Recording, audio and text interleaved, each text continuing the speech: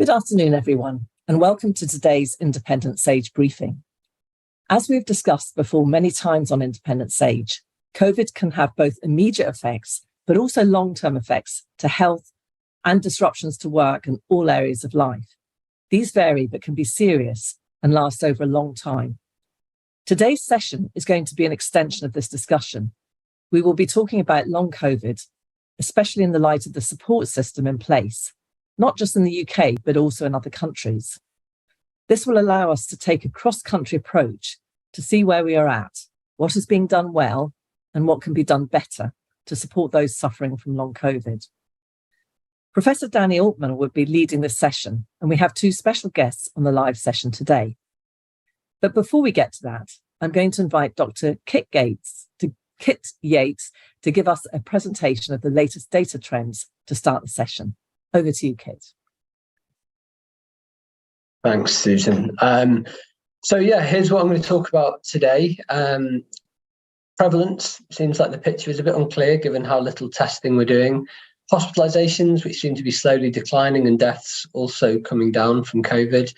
I'm going to talk briefly about the spring booster program and vaccination, and then I'll finish with a little bit of data on long COVID in the UK and in the US to set up our session. So that's the order with which we'll go through things. So firstly, cases or prevalence.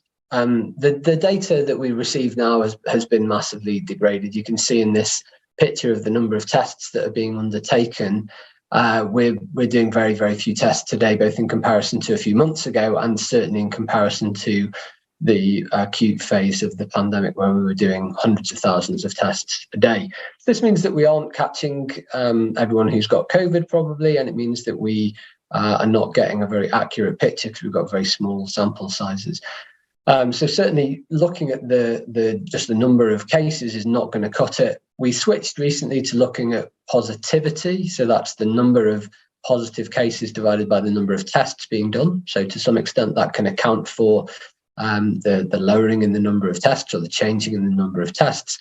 And we are still seeing this come down, but of course, again, with such small sample sizes and testing perhaps being focused on people who are more likely to have COVID than it was previously, this metric is becoming less useful. We also have the Zoe symptom tracker app. So this is people reporting what symptoms they have and suggesting whether that's COVID or not, and then making inferences based on that. You can see at the right-hand side of that plot that the cases have been falling, but according to Zoe are now sort of stagnating and perhaps upticking slightly. But it's worth bearing in mind that this is not a sort of gold standard data set either, although we don't really have any gold standard data sets anymore anyway. This is now looking at what I think is probably a more promising and probably more useful metric at the moment, which is looking at wastewater. So this is in Scotland. So tracking the number of COVID gene copies per person per day over time. And you can see that actually, again, here we've reached relatively low levels, suggesting that prevalence is relatively low. And this is similar data for Wales and the different regions of Wales showing a downtrend. So most of the data sources, although these are about a week out of date now, these wastewater ones, most of the data sources are indicating that we've got relatively low levels of COVID compared to previous stages of the pandemic, and that we are still decreasing, although of course Zoe is saying something a little bit different to that. So overall, I guess it's a positive picture, but it's hard to determine properly. We used to look at hospitalizations as a sort of corroboration of what was happening with cases, even when testing in the community wasn't high. Testing in hospitals was usually quite reliable, but there's also been a change in testing in hospitals now, so not everyone is being tested. So we are seeing still declines down to the sort of almost to the lowest levels that we've seen.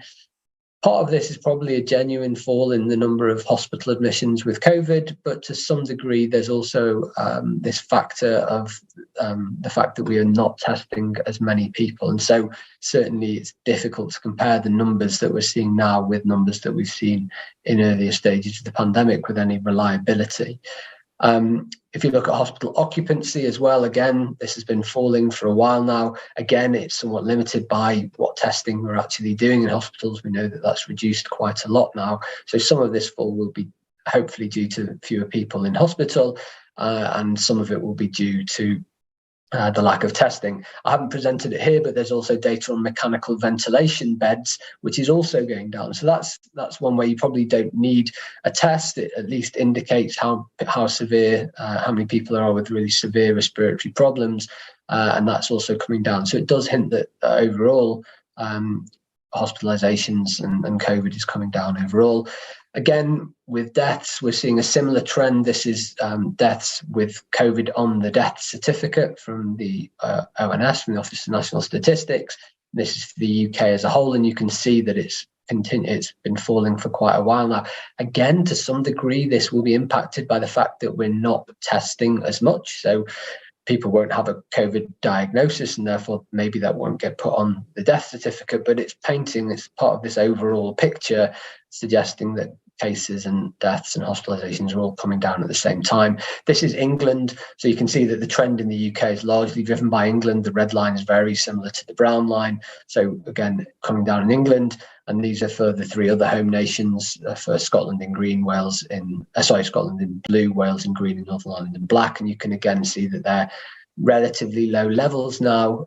Scotland seems to be going down, Wales has come back up slightly, and Northern Ireland has gone up a little bit, but all relatively low levels compared to some other stages in the pandemic, as low as we have been for a while, certainly for about 2 years. I wanted to talk briefly about vaccination, because the spring booster program has slowed down quite significantly. So you can see that these are the latest weeks, with lighter shades of grey being longer away, and the red, blue, green and black corresponding to England, Scotland, Wales and Northern Ireland. You can see that for England, Scotland and Wales, we've reached around 3/4 of the over 75s being vaccinated, which is positive. Slightly more disappointing in Northern Ireland, but again, remember, these levels are not as high as we've seen in previous vaccination programs, so it's a little bit disappointing, I suppose. Similarly, looking at what's happening with the number of booster doses given, you can see that at the end of April, things really ramped up. We were doing nearly 1 million booster doses a week at that time, and then it slowed down. We're still doing over 100,000 a week at the moment, but it's really slowed down in comparison. If you look at, again, this is over time, if we look at the different sections of people who were offered the spring booster, grey is over 80s and brown is 75 to 79. So you can see that we've got okay coverage there, between 70 and 80%. But where we're really lacking is people who are immunosuppressed. So we've only got around 40% of that population who have received the spring booster. And obviously these are people who really need extra protection. So it would be great to see those numbers rise up a little bit more. Just looking at the recency, how recently people have had a vaccination, you can see the effect of the spring booster has boosted for these different age ranges. At least for the over 80s, we've got about 68% of people who've had a booster within the last 3 months. For 60 to 79s, remember, only a quarter of that age bracket is actually eligible. It's over 75, so you can get this booster. We've still seen an uptick, but it's nowhere near as much as it was for the over 80s. And then for almost all the other populations, for the 60s and more the under 60s, you can see that basically no one has had a booster within the last 6 months. It's been more than 6 months for almost everyone. And obviously, as you go down the age ranges, we're also seeing that there are higher and higher proportions of the population who are unvaccinated, particularly in these populations which represent under 20s, so mostly children in there are massively under-vaccinated. And then again, this reflects in this is now over time. This is the whole population as a whole. We saw in the autumn booster that we got to relatively high levels. 28% of people had a booster within the last 6 months, but for this spring booster campaign, it's much more disappointing. It's only around 7% at the moment, and it looks like that isn't going to get that much higher over time.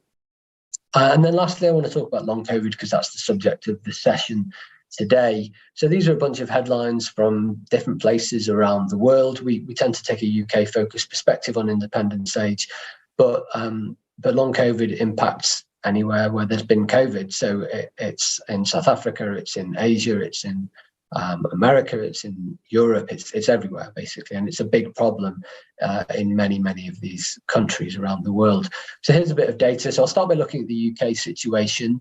So this is from the ONS long COVID survey, and this represents the number of people who are living with self-reported long COVID. So that's symptoms persisting longer than 12 weeks after infection.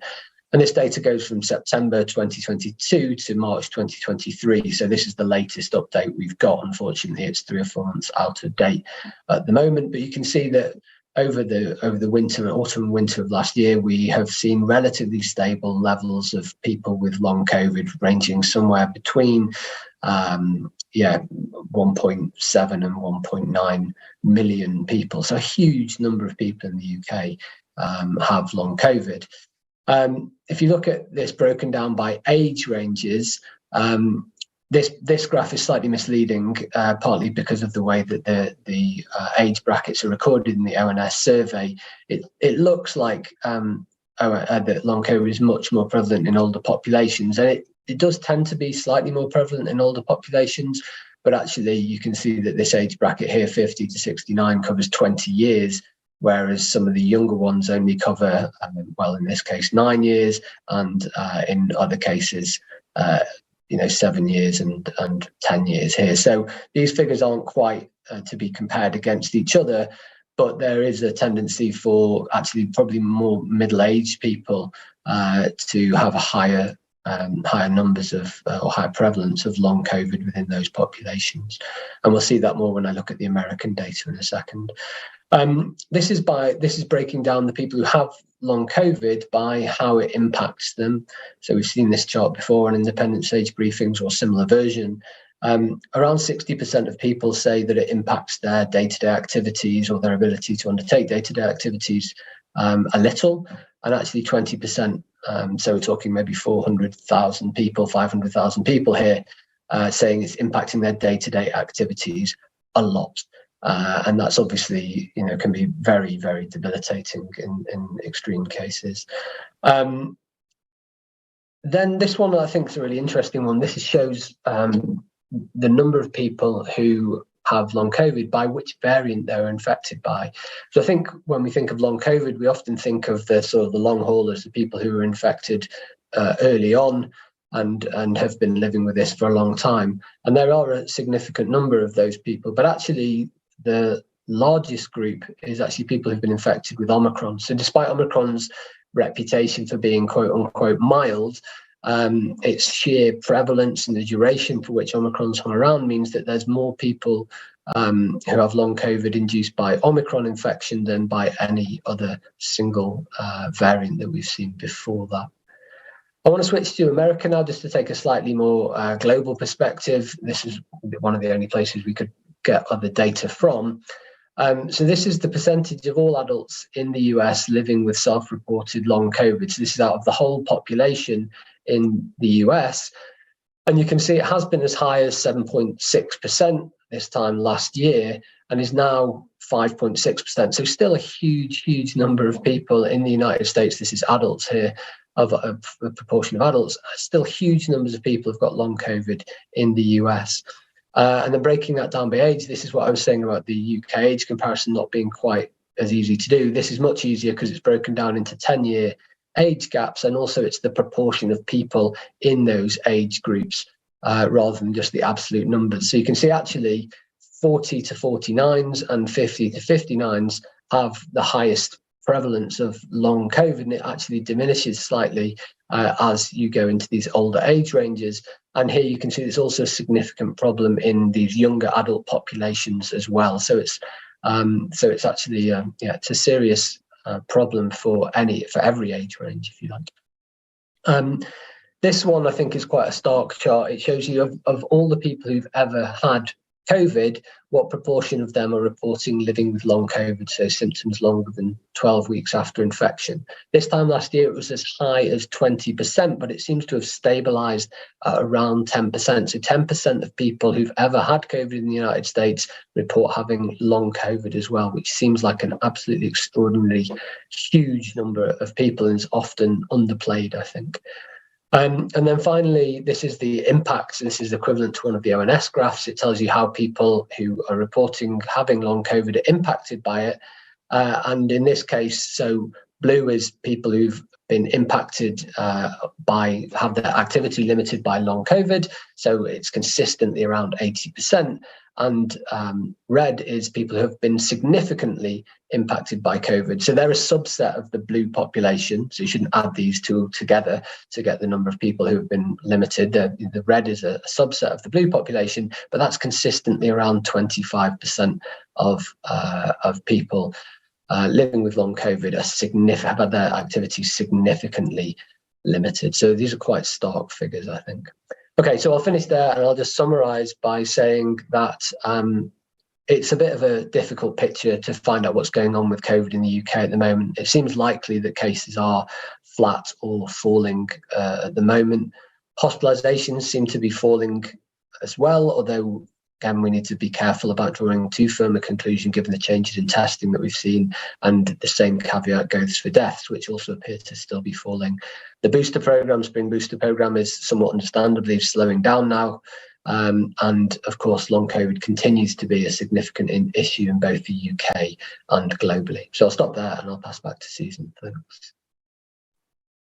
Thank you, Kit, for that brilliant and crisp summary of what are pretty sobering statistics. The number of people suffering from long COVID now and the trends we just saw is rather grim. It shows how so many among us continue to be burdened from the long COVID pandemic and tells us the need to show extra sensitivity to those experiencing debilitating symptoms years on. So just to discuss what needs to be done to provide better care for those suffering in this way, I'd like to invite Professor Danny Altmann and our guests to take us to the heart of the subject of long COVID support. Over to you, Danny. Thanks. So, yeah, we'll do something a tiny bit different today. So at Independence Age, obviously, we've had a number of sessions on long COVID, for the very good reason that, as you just heard, it's an enormous new disease entity. It's actively destroying people's lives. It doesn't look like it's going away anytime soon. And I think that was very clear in Kit's data on those very stably plateaued graphs in the UK and the US. So there's an awful lot to discuss, and there are all those big questions that we've discussed before, and we'll continue to discuss about whether patients are getting the recognition and the care pathways that they need, and whether healthcare policy is taking this seriously enough. And when I speak at meetings, which I do quite a lot, I'm really struck by how hopeless and helpless and deserted people are feeling at the moment. And we sometimes, not very surprisingly, come at this through a rather kind of parochial window in terms of how is the UK government doing, how are the NHS guidelines doing, how are the UK long COVID clinics doing. But obviously, as you just saw, we all know that long COVID is a global problem. We guesstimate the global long COVID population at something like 400 million people. So our window on to it today is to ask how are long COVID sufferers doing in other countries? How could we be a bit more joined up in our, in addressing long COVID? And what can we learn from other countries who may be doing some things much better than us here in the UK, or indeed what's happening in countries that might be doing some things worse than we are in the UK? Sometimes I'm sometimes dismayed when I travel that some people think of the UK as having been a kind of gold standard for long COVID awareness and treatment. And it really doesn't feel like that if you're a long COVID patient here. So, how do we resolve that? So to look at that, we've got two guests today. First of all, I'll speak with Pauline Oustric, who's a medical research scientist and also co-founder and president of the Après 20 Association for Long COVID in France, to hear from a country that's had its own ups and downs in its relationship with long COVID. And then I'll speak with Ondine Sherwood, who's been a guest of ours before, and she's co-founder of Long COVID SOS and has been something of a long COVID researcher. And she's had an interest in sort of keeping up with the support groups in other countries and is going to give us her tour of what's going on in other places. So if I could start with Pauline. And give us an overview of the kind of burden in France and what's happening there, if you could. Thank you very much, Danny, and everyone for having me here. We are really grateful to be able to share a patient's view from France. Do you want me to give some numbers or? Whatever's good for you. Yes, it would help. Yeah. Yes. So we, in terms of numbers, I think same as in UK, but a bit worse in terms of tracking because there is no tracking anymore. We don't have tests. There is no continuous tracking. And especially I want to make the point we have, and we never had any tracking for children or adolescents. So that's a big miss. And in terms of studies, we had 2 population studies done in France by Santé Publique France, which is the equivalent of Public Health England, I think. So the first one was done in 2022, March and April.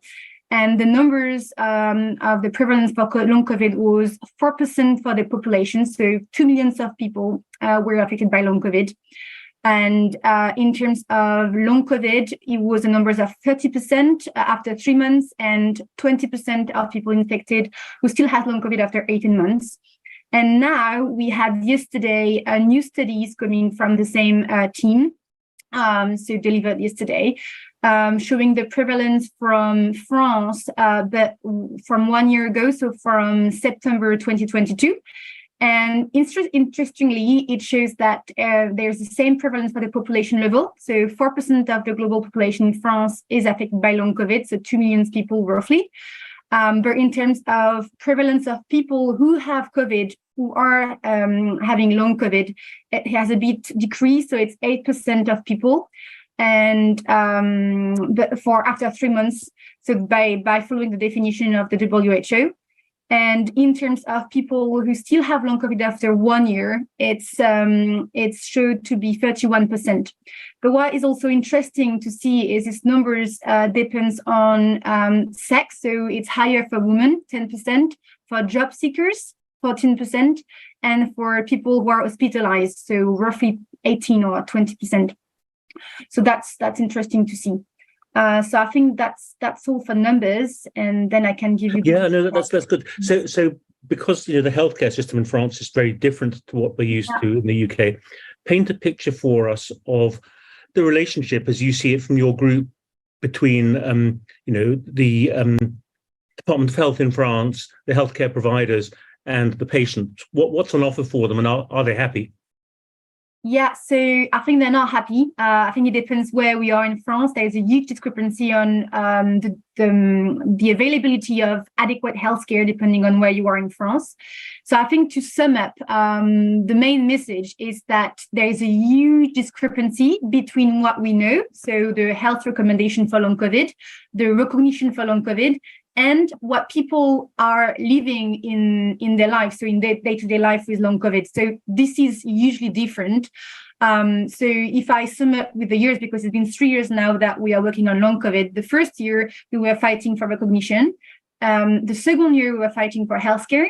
And now we are fighting for recognition as a disability and trying to help people who are beginning to be in precarity. But I want to emphasize that now in France, we cannot say that long COVID is not recognized. So we have institutional recognition because we have the government that has done a recommendation. We have the health authorities, so la HAS, Haute Autorité de Santé, I think equivalent of NICE in English in England. And we also have legal recognition. So we have a law that was voted in 2022.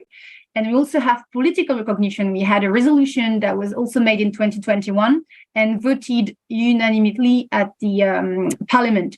So the recognition has improved in terms of official recognition, but what we see is not applied on the field. So the patients don't see the improvement that has been made legally, politically, institutionally in the day-to-day life. And we think that comes from the fact that the guidelines are not known.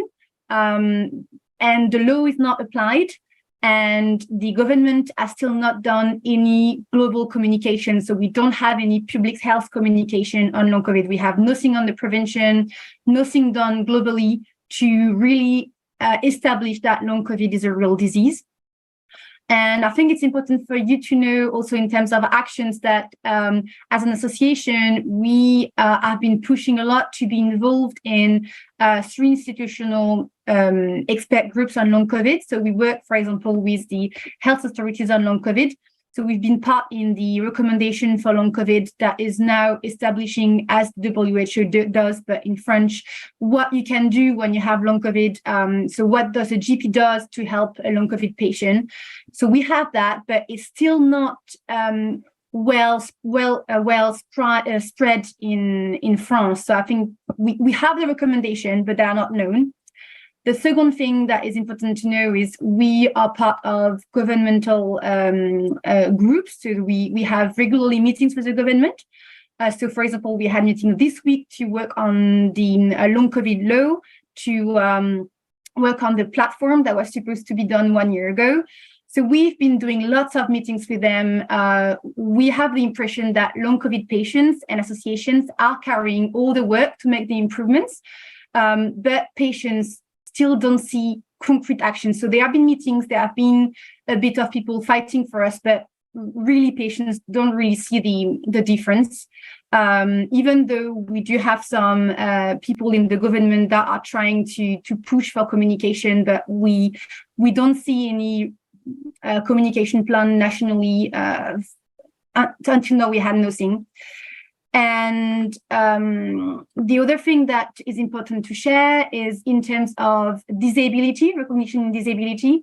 In France, we have no official recognition. So we know that in the USA in 2021, there has been a wide recognition of long COVID as an invalidity.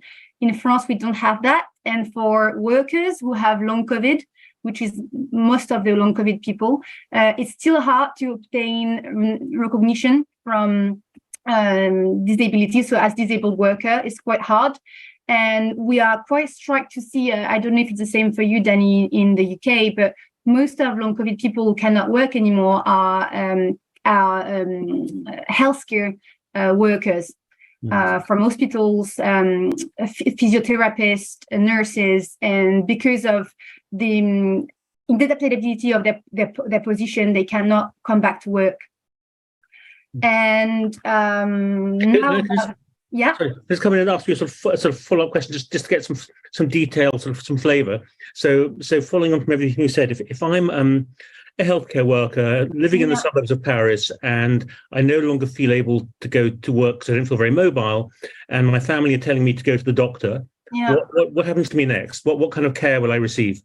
Yeah, so in terms of healthcare, we can begin by the positive point. So we, I think it was last year, March 2022, we had a national plan voted by the government, and we had 20 million euro done for improving the healthcare. And the government advertised that there were 130 clinics for long COVID, but it's not really clinics. It's, as the UK have, is more post-COVID coordination units. So it means it's not an hospital, it's more people in each area that are trying to coordinate the pathway, the care pathway for people. So we have that has been advertised, but so that's on paper, that's theoretical. But what patients report is that it's really unequal depending on where you live in France.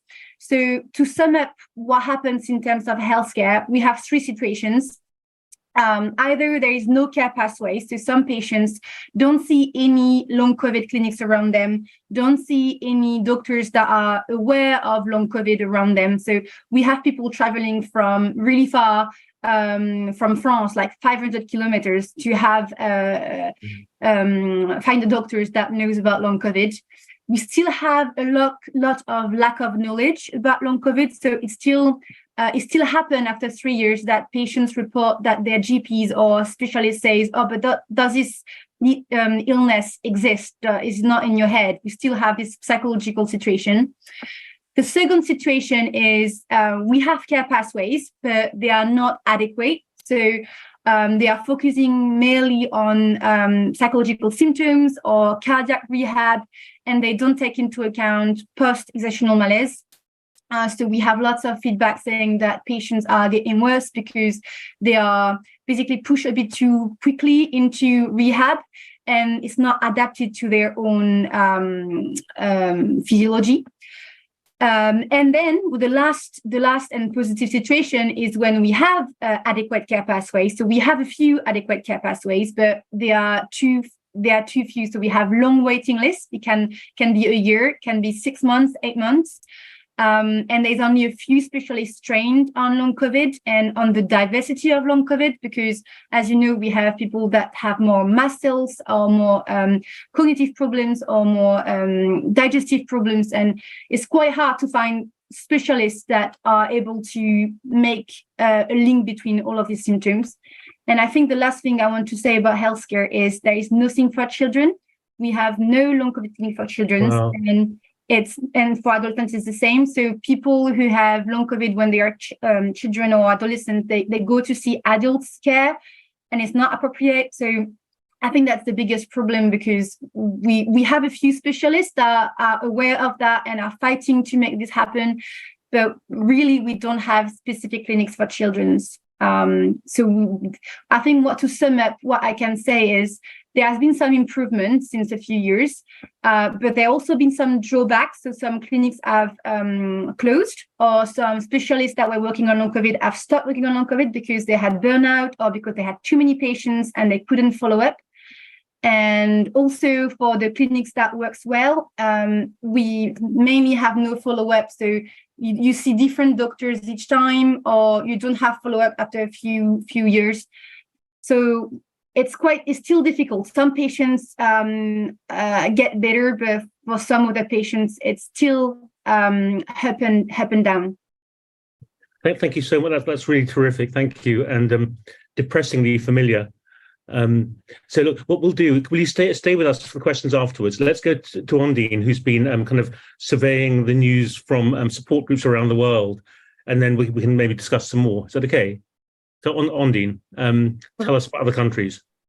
Thank you, and thank you very much for inviting me on. I'd just like to say to Pauline, it sounds very, very similar to the UK. Yeah. I think much of what you said applies here. I think, except that you're able to have better access to government than we are, because the government are not showing a great interest in long COVID, I'm afraid, sadly. And I feel that unless it comes from the top, if you like, if the public information isn't there from government, it's really difficult to get the public to buy into the fact that long COVID exists, and extremely hard to get the recognition that we're still fighting for. So, okay, I will share my screen. Just to introduce myself, I'm a co-founder of Long COVID SOS, and we have been advocating for long COVID since the very start, really, of the pandemic back in June, July 2020. Okay, let me see if I can get this to work. So I just wanted to say that this has not been a particularly scientific bit of research. I didn't have very long, but I've spoken to a number of advocates in different countries, and from the ones who've responded, I've got some information which I think will give you a flavour as to what's going on. And there are a lot of similarities. It rather depends on the healthcare system, and it rather depends on the type of country and the what sort of income level we're looking at in terms of healthcare provision. So let's start with Belgium, which was a fairly positive picture. I think that the advocates in Belgium feel that it's better than many countries in the EU. They are working fairly closely with government. They have high quality, affordable primary care provision, and that is where most of the long COVID care comes through. There seems to be decent national guidelines and pathways for rehabilitation. There seems to be reimbursement for a lot of different approaches to treat long COVID. However, they do say that the adherence isn't high enough. But the government is commissioning research into the pathways. So I think things in Belgium are looking fairly good. Switzerland, on the other hand, I was told, that's 49 clinics, and for a country of 8.5 million, it looks pretty good. But to quote, we don't have qualitative data, we don't count the cases, we don't have guidelines, we don't have solutions. Consultations and rehab clinics don't have suitable programs. They ignore post-exertional malaise. So this is a common feature. Patients are treated as if they have a mental disorder, apparently. Drugs are not prescribed.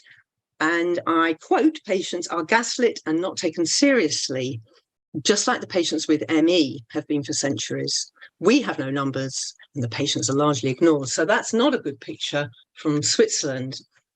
In the Netherlands, I'm told that long COVID care is very fragmented, and it rather depends on the knowledge that the GP has. I think that's probably the case here and in other countries. It depends on the interest and the knowledge of the GP as to whether you get a decent consultation. And that will also dictate whether the patient gets referred on. There are a few specialist centres in the Netherlands, but they are rationing care. Well, that's a picture worldwide, I would say. I mean, the number of patients who get seen in long COVID clinics in the UK is tiny compared to the total number, even tiny compared to the 400,000 who have it really severely. I'm told there's a real push to confine long COVID to primary care in the Netherlands, which is considered unhelpful because of the need for a multidisciplinary approach. So without multidisciplinary teams, it's really very hard to get comprehensive care for long COVID. Sweden, which is a tax-funded system, by the way, so it's quite similar to the UK. There are few clinics, but there are long waiting lists. Many have closed their clinics in many of the regions, and I'm told that's because they believe that the knowledge is now being transmitted to people working in primary care. But unfortunately, this is apparently far from the case. And the lack of these clinics leaves the GPs lacking in experts to consult with. And again, the knowledge at GP level is very variable. Their focus in Sweden is on finding coping strategies, CBT, using physiotherapy, breathing, mindfulness, so not medical interventions. The only specialist clinic for ME is shortly going to close, which is not a good sign. And that will limit the options for people who have ME-type symptoms with long COVID in Sweden. Denmark, they claim that the variability in the clinics is causing a great deal of inequality in terms of provision. They only cater for the most serious cases. GPs not particularly knowledgeable. Most Danes don't believe long COVID exists. So there's a lack of public messaging.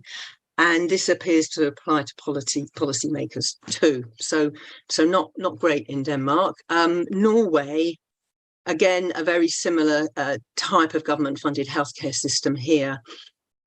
In Norway, I think there is a tradition of a focus on psychosocial medicine, which causes problems in itself.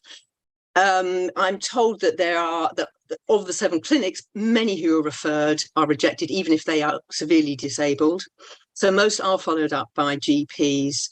I quote, "Our long COVID clinics are not coordinated by national guidelines, so each makes up their own mind about what long COVID is," which is problematic. Most clinics rely on think and exercise yourself well, which we know for many people is just not going to work. Doctors offer reassurance that it will pass on its own and that it's not dangerous. So you may get symptom relief if you're lucky. She said that things are starting to improve because the government is noticing that long COVID is impacting the workforce. So that we thought would make a real change in the UK. I mean, it's being noticed that it's affecting the workforce, but it's not really changing policy, not as yet. Spain, I don't have a lot of specific information on care provision, but the issue is that because they're not looking at different phenotypes of long COVID, they may be seeing it as just one sort of homogeneous illness. There's no real understanding of the different ways that symptoms may present. And the focus is recording on, in terms of data collection, is recording impacts to mental health. New Zealand, who of course have experienced a wave of long COVID slightly later than countries in Europe, particularly, pointed out that they now have there's a new advocacy group who've launched a website which will provide resources for patients, and it's linked to a registry which is being managed by the University of Auckland, which they hope will inform policy decisions. So registries are important, and I know there's been discussions about setting up or improving the registry in the UK. I'm not sure what's happening with that. So I was told that the Ministry of Health occasionally releases information to the public, offering warnings and updates about long COVID, which is excellent, better than most countries, but awareness remains low.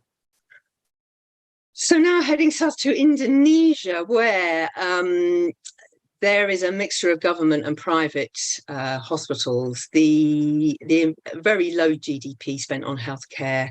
They're trying to set up a universal system, but there's really only basic coverage for the poorest. And so here, because of this very unequal provision, I will just give you a quote. In most cases, the GP will think you just need a regular home care treatment and blame anxiety for the overall condition. So for long COVID in Indonesia, it's best to advise people to use their private health insurance or spend money going to private care. So really, government provided healthcare is not really going to help people. And that is most of the people in this very populous country. And finally, South Africa, where again, there's a huge amount of inequalities. There's a lot of barriers to accessing healthcare. And one view is that on top of this, the population, because of the history, have a very high threshold for discomfort and illness and are less likely to seek healthcare. So provision in the underfunded and understaffed public sector is pretty poor, and that's for most of the population. Private sector would be much better, could even include microclot testing via Resia Pretorius's lab. There's just one brief page of information on their National Institute for Communicable Diseases website, but it's mainly the WHO definition. So I think we can see that there is quite a theme running through here, a theme which includes people still not really accepting that the disease is real, a focus on sort of rehab that may be helpful in some cases, but certainly won't help all people, particularly those who have biophysical problems.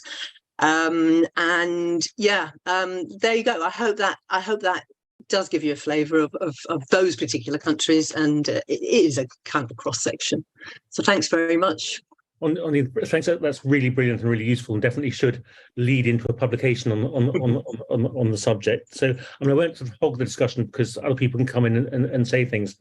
The only thing it's in a way more depressing than I expected, particularly the sort of emphasis across countries on rehabilitation and just learning to live with your disability. Many of the platforms that I speak on, many people are in tears because they don't want to accommodate to their disability. They want their lives back, and I think medical research has an obligation to do a bit better than we're doing at the moment. But let me open it up for discussion of other comments.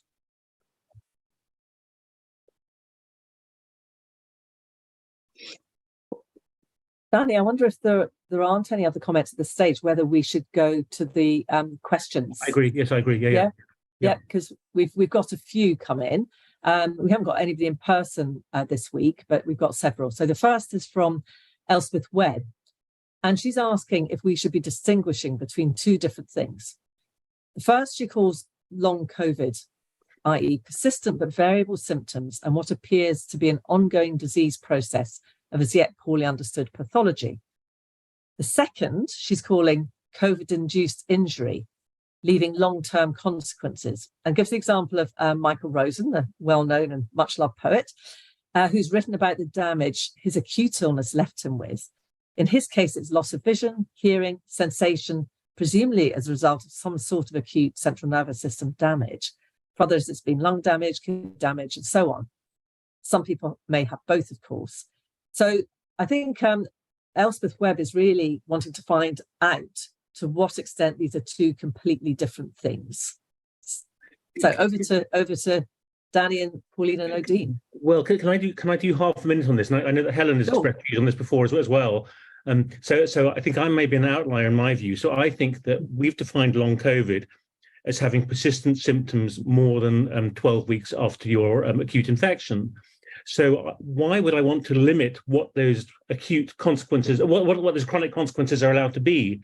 So yes, sure, it could be your post-exertional malaise or your brain fog, but why shouldn't I be allowed to count your new diabetes or your new hyperlipidemia or your new stroke or your new MI if there are consequences of that infection, and why shouldn't they be in my stats?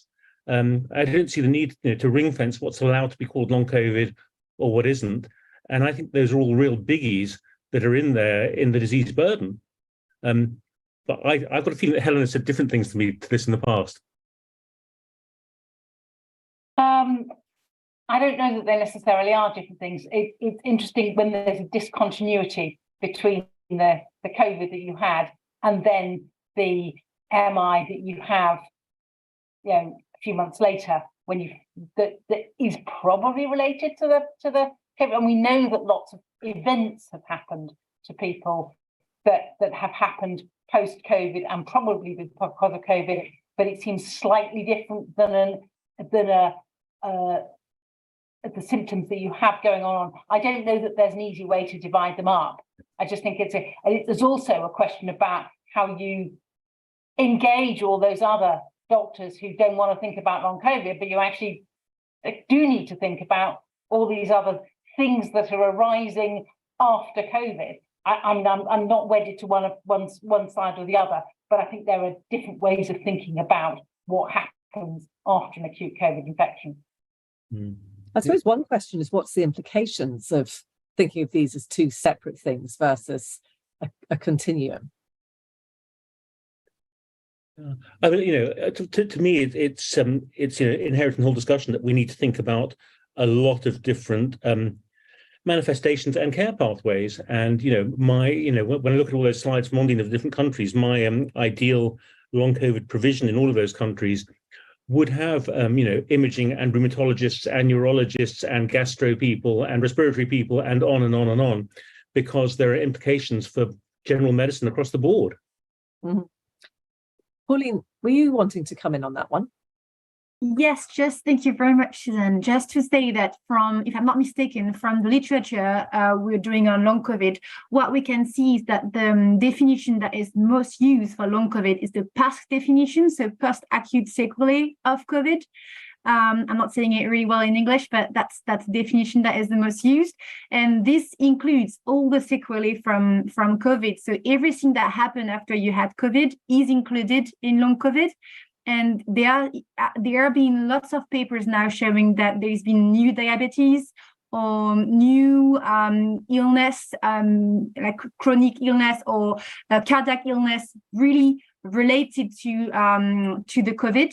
And there have been some clinical evaluation to show it. So, for example, the PET scan and also some biomarkers. So I think right now we are quite aware of all the sequelae that are related to COVID. What is difficult is that's the theory in the papers, but when you are in front of a patient, how do you relate what he has to the situation? But I think in terms of the literature, we are quite aware of that. Ondine. Yeah, I suppose we've tended to discern between people who are hospitalised with COVID and develop sequelae and those in the community, although there's always an overlap. But, something like post-ICU syndrome and the sort of sequelae you'll get after a long hospital stay may be slightly different than what people are developing when they've been unwell in the community. But I think it's quite dangerous to say, well, let's say these are different conditions.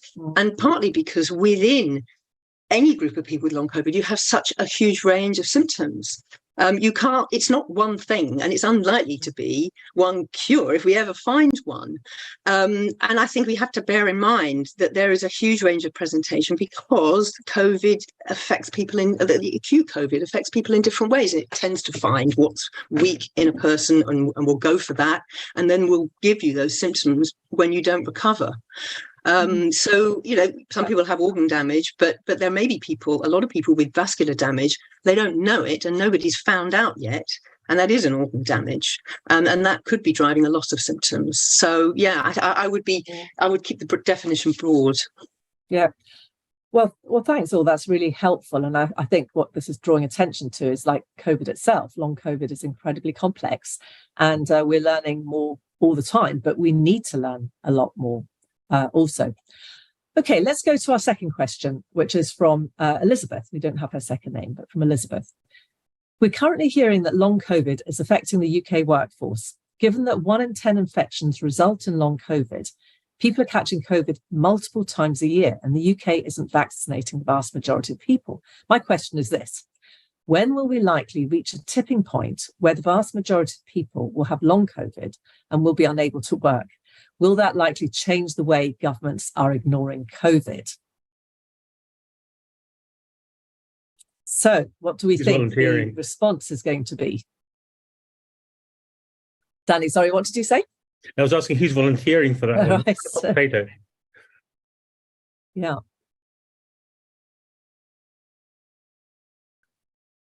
Ondine. Sorry, Ondine. It is scary to think that eventually will the whole population have long COVID, but I don't think that's going to happen. It does rather depend on what research you look at, but according to the ONS, subsequent infections, your risk of long COVID does go down.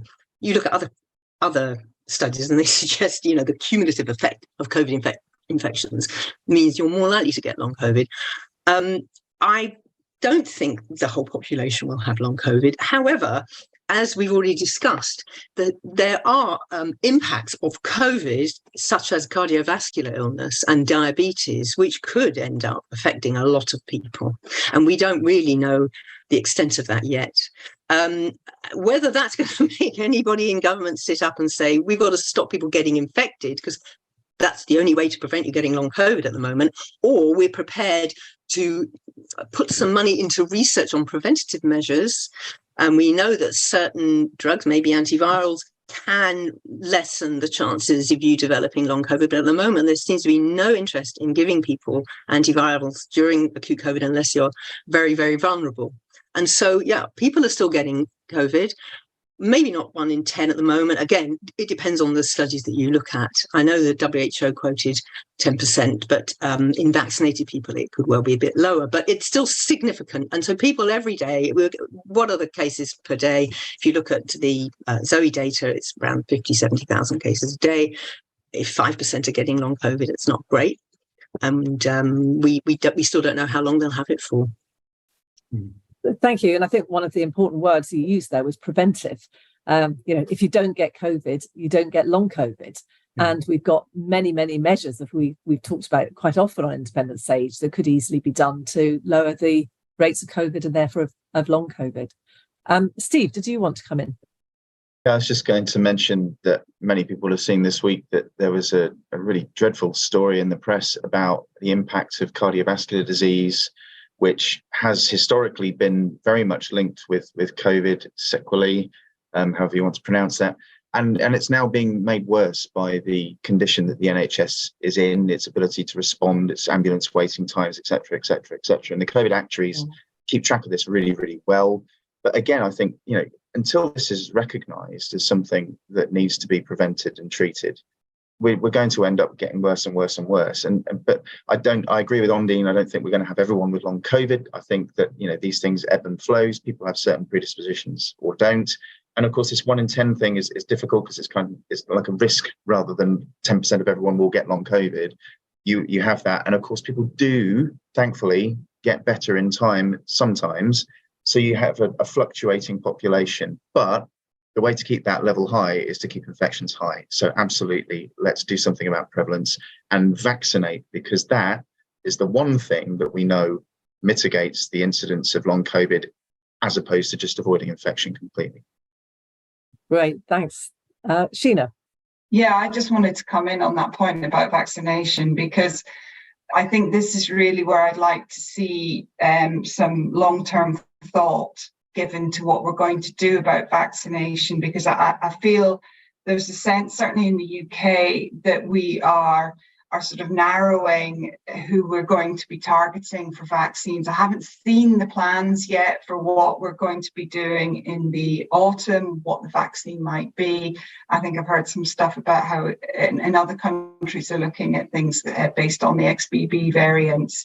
But countries like the USA are starting to look at investment into longer term vaccines that could offer a more durable immunity, and I do think it would be really good if the UK would actually do something similar, and we could look at protecting more people for a longer period of time, and also look at the groups that we're protecting. I'm very concerned about the young babies that are being born and are never going to have access to a vaccine, and whether or not that is going to, create real issues down the line for those children and for the UK.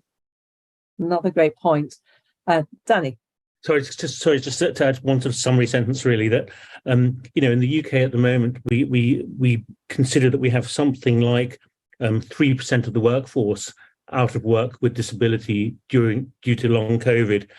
And I think the attitude is that we shouldn't whinge about that too much, because, life just became a bit more rubbish and nothing to see here, and we should all move on, which is hard to take if you're part of that 3%, and hard to take if you're part of the other 97%. It affects all of us and our lives and our economy, and the school teachers in our schools, and the doctors and nurses in our hospitals, and as people involved in medicine and medical research, it's kind of anathema that you should just tolerate that life became a bit more rubbish and there's nothing you're going to do about it because we don't care anymore.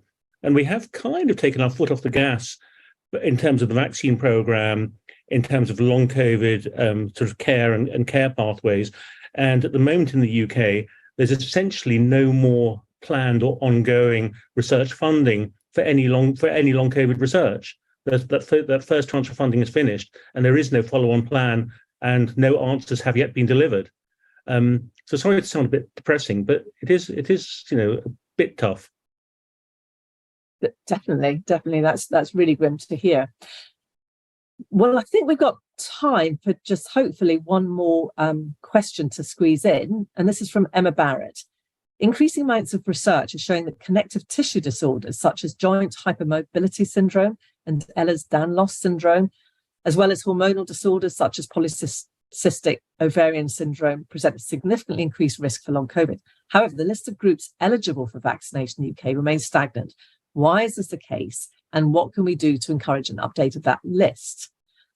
Some research seems to be emerging as the discrete immune factors contributing to different symptoms. Do researchers have any more of an idea whether long COVID falls into subtypes? But I think we've dealt with the second one. So I think back to the first one, why is this the case about vaccination, and what can we do to encourage an update of that list? So should we try and end on a positive note about what we can do to improve any of this?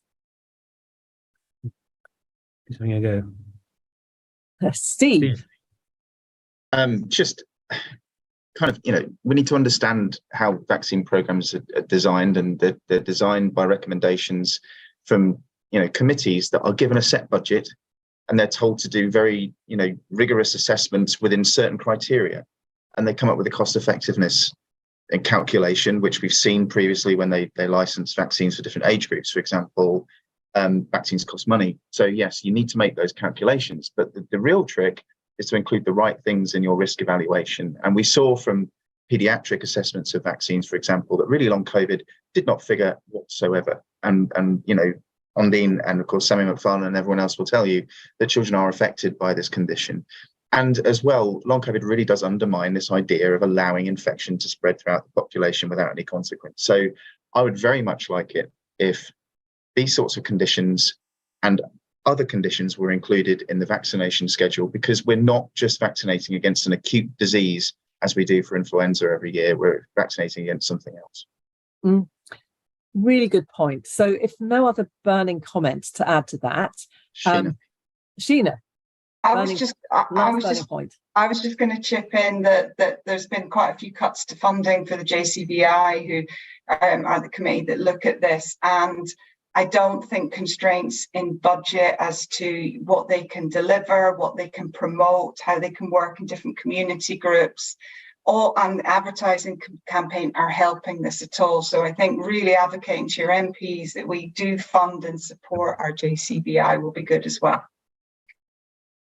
Very good, very good. That is a great note to end on.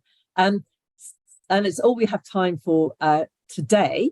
And sorry to those who've sent questions in and we haven't been able to take them, but we will try and cover the issues later on in the year. Thanks to Danny and Pauline and Ondine for fantastic contributions, both your initial contributions, but also in the discussion. It's been really informative session. Before we go, I want to make an announcement about our summer plans. This is our last session for the summer, and we will be taking a break until the 8th of September. So the next live briefing from us will be on the 8th of September. We'll put that information on the website. So if you forget, you can double check, ensure you come back on the 8th of September. But while we're away during the summer, we'll be releasing some short video clips, some of them busting common myths about COVID. And what we've done is select some important topics and questions we felt needed addressing. So they'll be posted throughout the summer on our website and on Twitter. Just to remind you that we haven't gone away, we're just on a break. So we hope you find them useful. And thank you very much for watching today. I hope, like me, you thought it was a great session. And we look forward to seeing you in September. Until then, do take care, and we look forward to being with you again on September the 8th. Bye. Cheers, everyone. Bye-bye.